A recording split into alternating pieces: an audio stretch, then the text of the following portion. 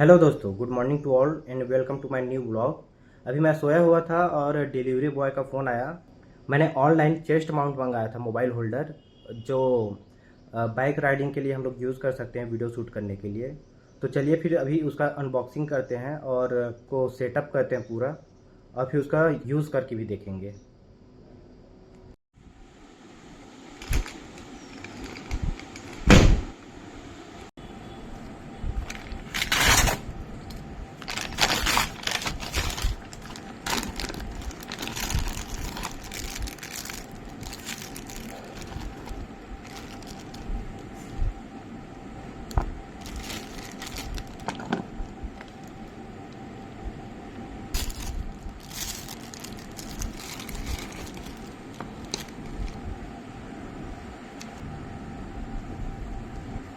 Unboxing तो हो गई, चलिए अब इसे हम लोग सेट करके देखते हैं।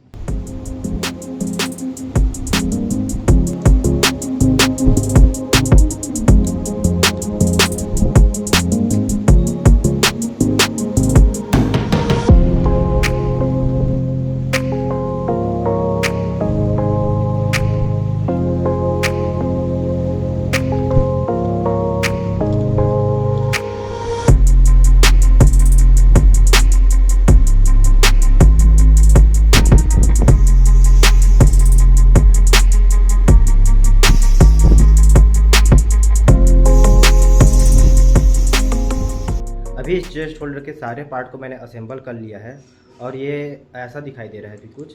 और अब इसे मैं पहन करके देखता हूँ।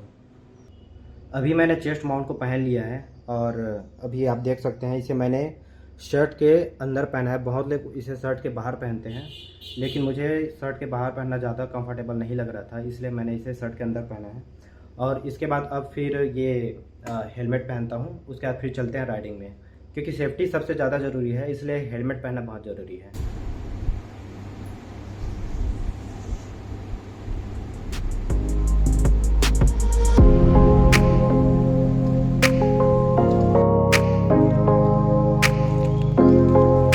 चलिए फिर चलते हैं राइडिंग के लिए।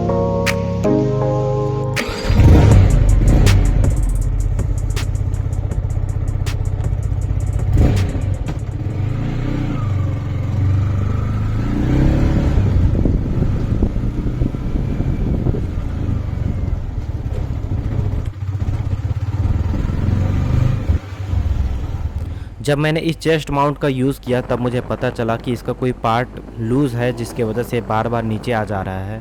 मुझे स्टार्टिंग में पता भी नहीं था कि ये नीचे आ गया है, और सामने का कोई भी वीडियो रिकॉर्ड ही नहीं हुआ है। मैंने मिरर में देखा तब मुझे पता चला कि जो मेरा मोबाइल है वो नीचे हो गया है। फिर मैंने बीच में अपने बाइक को रोक करके उसे फिर सेट किया, और फिर जैसे ही मैंने बाइक को चलाया वो फिर से नीचे आ गया और मुझे फिर से पता नहीं चला।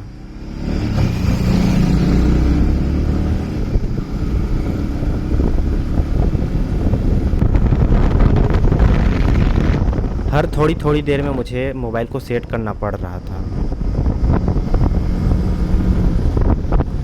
और फिर मैंने यू टर्न लिया वापस आने के लिए, लेकिन उससे पहले मैंने मोबाइल को बहुत अच्छे से फिर से सेट किया था ताकि वो नीचे ना आए।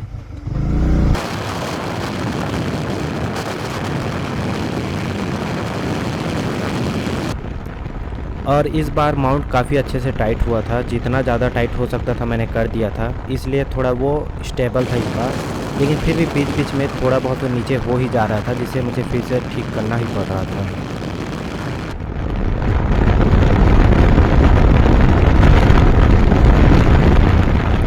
देखिए, स्पीड जैसा ही बढ़ने लगता माउंट पूरा नीचे हो जा रहा था, और माउंट के बार बार नीचे होने से मैं बहुत ज़्यादा इरिटेट हो गया था।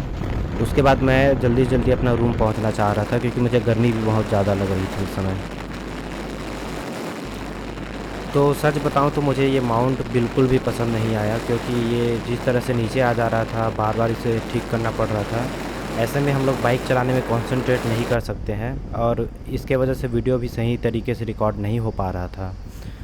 तो ऐसे कंडीशन में ये पूरी तरह से मुझे यूज़लेस लगा।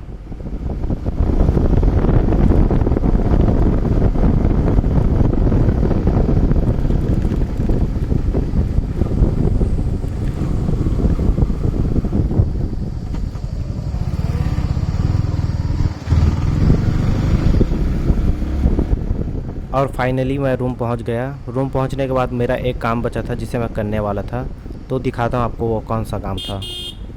अभी मैं आपको अपना पेंटिंग डेस्क दिखाता हूं। तो ये मेरा टेबल है, इसे मैंने कस्टम बनवाया था पेंटिंग करने के लिए।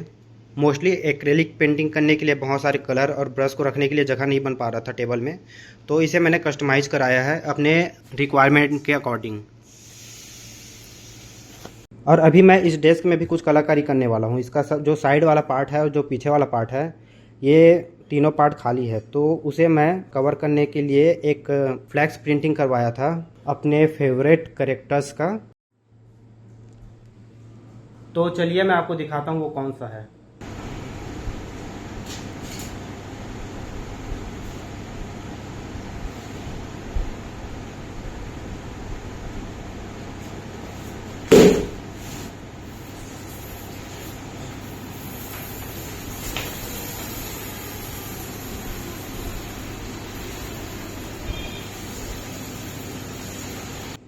तो अभी मैं इस फ्लैक्स को उस बोर्ड में लगाने वाला हूँ, और उससे पहले मुझे उस बोर्ड को पहले खाली करना पड़ेगा।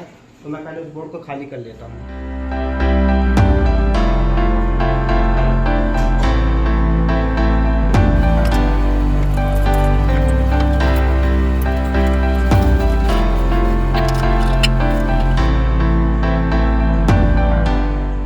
तो अभी ये बोर्ड पूरी तरह से खाली हो गया है। अब मैं इस फ्लैक्स को उसमें लगा सकता हूँ।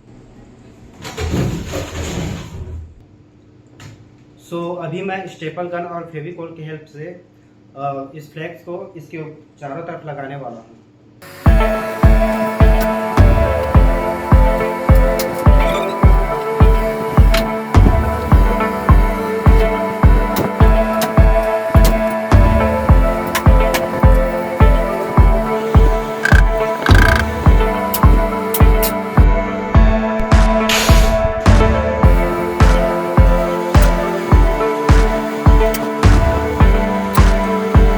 लगातार 2 घंटे कंटिन्यू काम करने के बाद अब जा कर के फ्लैक्स बोर्ड पे लगा है।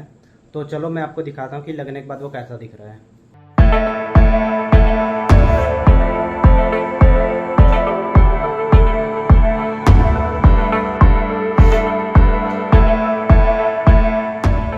अभी साइड और बैक साइड से ये कुछ इस तरह से दिखाई दे रहा है।